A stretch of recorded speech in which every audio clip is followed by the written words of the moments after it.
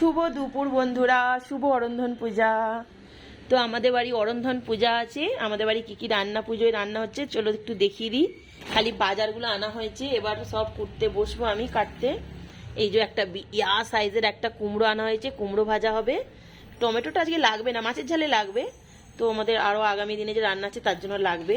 এখানে আছে যে কাঁচকলা, এইখানে আছে চিচিঙে, এইখানে আছে ঢ্যাঁড়স, করলা। এটা ঠিক করলাটা বড় নয়, উচ্ছের একটু বড়টা, পটল, বেগুন, নারকেল, ছোট ছোট আলু। আর ওই যে বস্তাটা দেখছেন ওইটা আছে 30 কেজি আলু। আমাদের 10 দিন ছাড়া 30 কেজি আলু লাগে।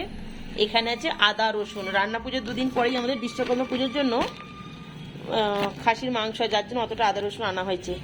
আর এখানে কাঁচা পেঁপেটা সবসময় ব্যাঙ্গালোরে ইজিলি পাওয়া যায় না, তার জন্য একটু কাঁচা পেঁপে, কাঁচা লঙ্কা, একটু মটরশুঁটি, গাজর, কাঁচা হলুদ এগুলো এনেছে ঘরের অন্যান্য কাজের জন্য। ছেলে কলেজ টলেজ গেলে এটা রান্না করে দিতে হয়, তো সেই জন্য এগুলো আনা। তো আমাদের রান্না পুজোর এইটুকু আজকে বাজারটা হয়েছে, এখনো বাজার মনে হচ্ছে আনতে হবে, দেখা যাক কি হয়। তো চলুন বন্ধুরা এবার কাটাকুটি শুরু করি। দুপুর 1টা বাজে, এবার আমি শুরু করব।